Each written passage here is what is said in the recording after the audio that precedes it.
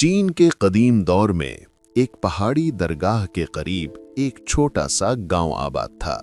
इस गांव के लोग अक्सर अपने दिलों के तूफानों में उलझे रहते थे। कोई गुस्से का शिकार, कोई लालच का और कोई बेसुकूनी का। उन्हीं दिलों गांव से कुछ फासले पर एक बूढ़ा मुसाफिर रहता था जिसे लोग लाओ तजू कहते थे। वो उम्र रसीदा था, मगर उसकी आंखों में एक अजीब सी रोशनी थी। वो रोशनी सुकून, दानाई और अंदर की खामोशी से भरी हुई थी। पहला मंजर, बेचैन नौजवान। एक दिन गांव का एक नौजवान लड़का जिसका दिल हमेशा बेसुकून रहता था, लाओ तजू के पास आया। उस्ताद, मेरी जिंदगी में चैन क्यों नहीं? मैं हर चीज चाहता हूं, मगर कुछ भी मुझे खुश नहीं करता। लाओ तजू मुस्कुराया। उसने जमीन से एक खाली प्याला उठाया, उसे लड़के के सामने रखा और बोला, इस प्याले में पानी भरो। लड़के ने करीबी चश्मे से प्याला भरा और वापस रख दिया। लाओ तजू ने प्याले में छोटे कंकर फेंकने शुरू किए। पानी छलक कर बाहर बहने लगा।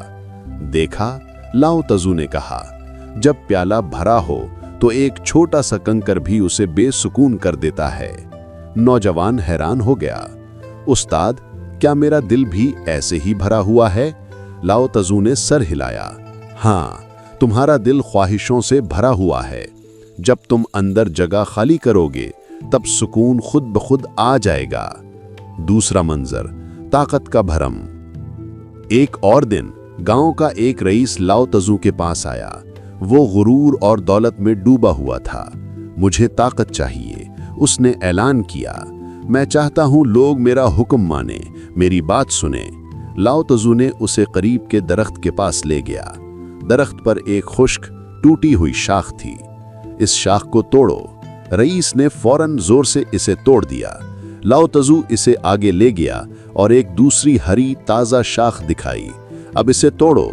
रईस ने पूरी कुव्वत लगाई, मगर शाख न टूटी।